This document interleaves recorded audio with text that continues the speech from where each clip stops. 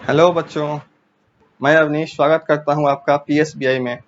मैं आज लेकर के आया हूं क्लास 8 का चैप्टर है हमारा क्रॉप प्रोडक्शन एंड मैनेजमेंट और ये इसका हमारा लेक्चर 4 होगा। और आज इसमें हम पढ़ने वाले हैं क्या, तो एग्रीकल्चरल इम्प्लीमेंट्स के बारे में। क्या पढ़ने वाले हैं? तो एग्रीकल्चरल इम्प्लीमेंट्स के बारे में। क्या होता है ये? तो एग्रीकल्चरल इम्प्लीमेंट्स को कहते हैं कृषि उपकरण। क्या कहते हैं? कृषि उपकरण।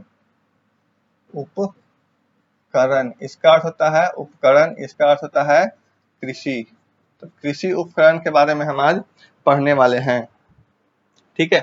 The main tools use to break soil to the size of grains for better yields are ploughs, hoes and cultivators. बेहतर उपज के लिए क्या करता है? तो बेहतर उपज के लिए मिट्टी को अनाज के आकार में तोड़ने के लिए इस्तेमाल किए जाने वाले जो मुख्य उपकरण होते हैं उसमें प्लग्स होते हैं, हुड्स होते हैं और कल्टीवेटर्स होता है। यानी क्या होता है इसका मतलब? तो इसका मतलब होता है हल। इसका अर्थ होता है हल। प्लग्स का अर्थ होता है हल। इसका अर्थ होता है कुदाल। कुदाल।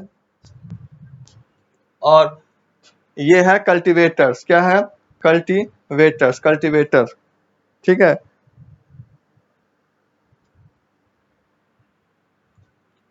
तो ये हमारा क्या होता है? तो ये मिट्टी को अनाज के आकार में तोड़ने के लिए जो हम टूल्स इस्तेमाल करते हैं वो यही है। क्या है? प्लग्स है, हुड्स है और कल्टीवेटर्स, यानी हल है, कुदाल है और कल्टीवेटर्स है। This is done before sowing the seeds. और ये हम कब करते हैं? यह काम हम बीज के बोने से पहले करते हैं। Plugs. Plug.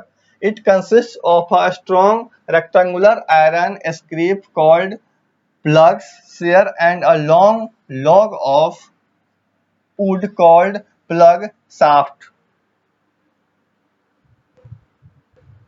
हल क्या है? तो हल एक मजबूत आयताकार लोहे की पट्टी से बना होता है। कैसे बना होता है? तो हल एक मजबूत आयताकार लोहे की पट्टी से बना होता है जिसे हल का हम क्या कहते हैं? जिसे हल का हम हिस्सा कहते हैं।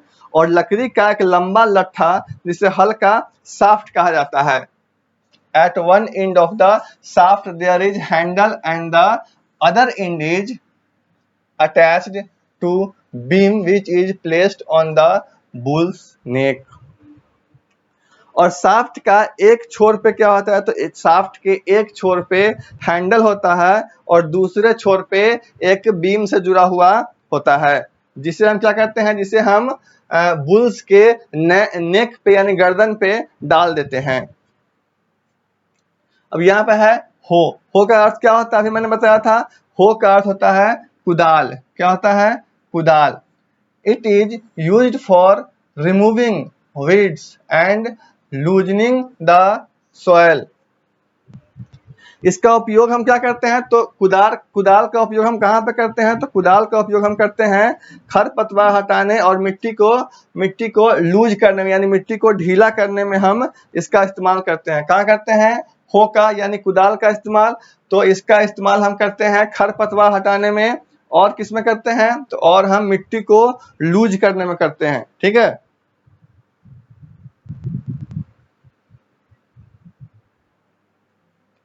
ये देखिए हमारा इस तरीके से दिखाया गया है अहो। अब है cultivator. Now a day plugging is done by tractor driven cultivator. आजकल जो है जुताई वो ट्रैक्टर से होता है। ट्रैक्टर वाला जो होता है कल्टीवेटर, उसके माध्यम से ये है। देखिए cultivator driven by a tractor. इस तरीके से ट्रैक्टर में ये फंसा दिया जाता है और उसके बाद क्या होता है? खेतों को जोता जाता है इसके माध्यम से। ठीक है। तो आजकल क्या हो रहा है? तो आजकल हम ट्रैक्टर के माध्यम से कल्टीवेट करते हैं। कल्टीवेटर है ये हमारा। ठीक है।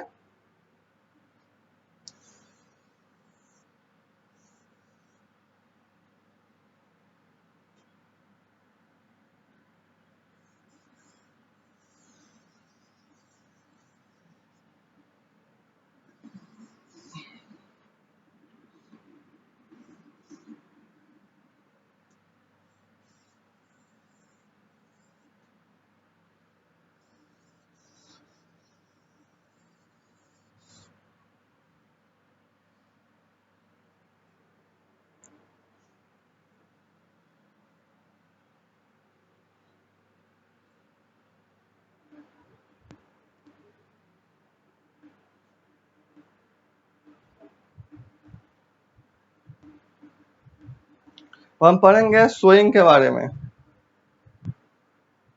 सोइंग का क्या होता है अर्थ? सोइंग का अर्थ होता है बुआई। सोइंग बुआई, सोइंग का अर्थ होता है बुआई यानी बोना, फसलों को बोना। जो फसल को हम लगाते हैं ना उसी को कहते हैं सोइंग। सोइंग का अर्थ होता है बुआई या फिर बोना, ठीक है। After preparing the soil seeds are sow. मिट्टी तैयार करने के बाद हम क्या करते हैं? तो मिट्टी तैयार करने के बाद का जो पहला प्रोसेस होता है वो हम क्या करते हैं? तो सीड्स को सोइंग करते हैं यानी सीड्स को हम बोते हैं। This is the most important step in crop production. ये क्या है? यह फसल उत्पादन यानी क्रॉप प्रोडक्शन का सबसे क्या है? तो सबसे इंपॉर्टेंट पार्ट है, ठीक है। क्या? तो जो बोइंग है यानी कि सोइंग है, सॉरी बोइंग कह रहे हैं, सोइंग जो है, ठीक है, यानी जो बुआई होता है वो क्रॉप प्रोडक्शन का सबसे इंपॉर्टेंट पार्ट है। The selected seeds should B of good quality that is high yielding, disease resistant, clean and healthy.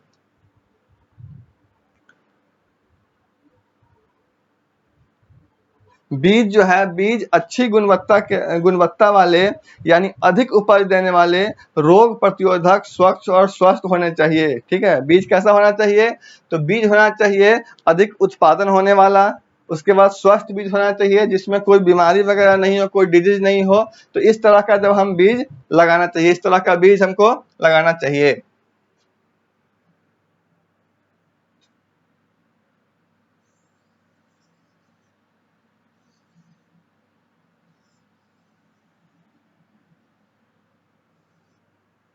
चलिए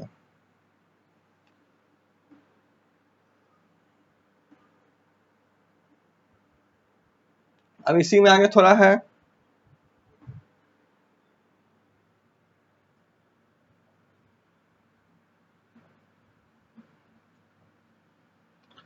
This is a good method for separating good healthy seeds from the damaged ones. यह अच्छे स्वस्थ बीजों को क्षतिग्रस्त बीजों से अलग करने की अच्छी विधि है। क्या है?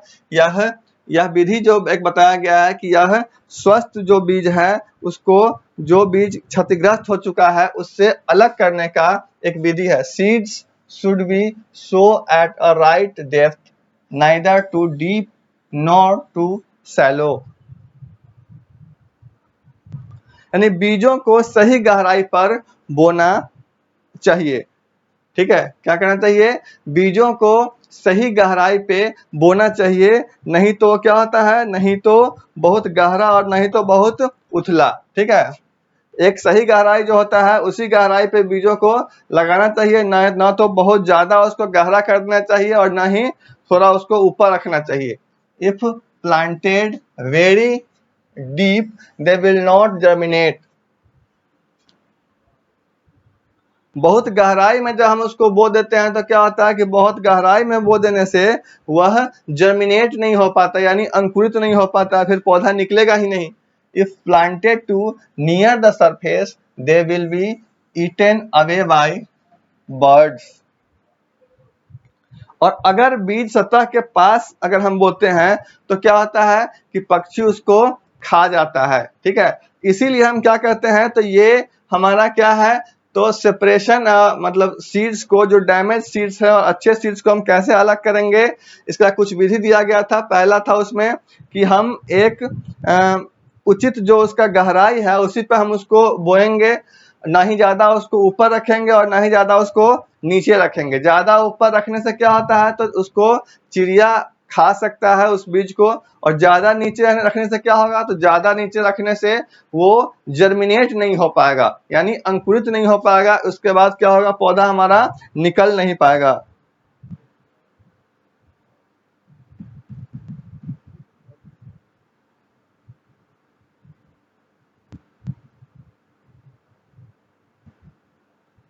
दूसरा पॉइंट है इसमें, seeds must be so at a proper distance from each other to avoid overcrowding. क्या कह रहा है? तो कह रहा है कि बीजों को जो है एक दूसरे से उचित दूरी पर बोना चाहिए। क्या करना चाहिए? बीजों को एक दूसरे से उचित दूरी पर बोना चाहिए, ताकि अधिक भीड़ भाड़ जो है, अधिक क्राउड जो है, अधिक भीड़ भाड़ से बचा जा सके। If the space is too little, plants will not get sufficient sunlight, nutrients and water from the soil. अगर जगह बहुत कम है, अगर क्या होता है कि अगर हम उसको पास पास लगा दे रहे हैं, तो अगर जगह बहुत कम होता है तो पौधों को मिट्टी से पर्याप्त धूप, पर्याप्त पोषक तत्व और पर्याप्त पानी जो है वो नहीं मिल पाता। अगर बहुत ज्यादा पास पास अगर हम लगा देते हैं पौधों को, तो उसको पर्याप्त धूप, पर्याप्त न्यूट्रिएंट्स और पर्याप्त वाटर नहीं मिल पाता है। If the spacing is too large, precious space is wasted. अगर दूरी बहुत ज्यादा है तो क्या होता है, तो कीमती जगह जो है हमारा वो भी बर्बाद हो जाएगा। हमारा जो जगह है, वो स्पेस जो होता है वो वेस्ट हो जाता है। अगर हम नजदीक लगाते हैं तो उस पौधे को सही से न्यूट्रिएंट्स, वाटर और सनलाइट उसको नहीं मिल पाता है। और अगर हम ज्यादा डिस्टेंस पे लगाते हैं तो हमारा क्या होता है, जो यूजिंग वाला जो वहाँ का स्पेस है वो हमारा वेस्ट हो जाता है। Sowing can be done either manually or mechanically using a seed drill. बुआई जो है वो मैनुअली रूप से या फिर बीज ड्रिल का उपयोग करके मशीनी तरीके से भी किया जा सकता है। ठीक है, किस तरीके से? तो जो बुआई होता है, सोइंग होता है, वो एक तो हम हाथ से करते हैं। ठीक है, हाथ से करते हैं, उसको बोला जाता है मैनुअली रूप से। ठीक है, मैनुअली रूप से करते हैं। और दूसरा क्या है कि मैकेनिकली रूप से करते हैं। यानी क्या होगा उसका मकसद? तो जो ड्रिल करने वाला होता है मशीन के माध्यम से हम उसको ड्रिल करते हैं सीड्स को। ठीक है, तो दो तरीके से इसको हम लगा सकते हैं। आज का क्लास मैं यहीं पे ओवर कर रहा हूं। अगले दिन हम पढ़ेंगे क्या? तो मैनुअल सोइंग के बारे में पढ़ेंगे। अभी जो हमने बताया आपको कि मैकेनिकली और मैनुअली सोइंग जो होता है लगाते हैं, तो उसके बारे में हम नेक्स्ट डे पढ़ेंगे थोड़ा डिटेल्स में कि मैनुअली सोइंग क्या होता है। ये क्लास यहीं पे ओवर कर रहा हूं।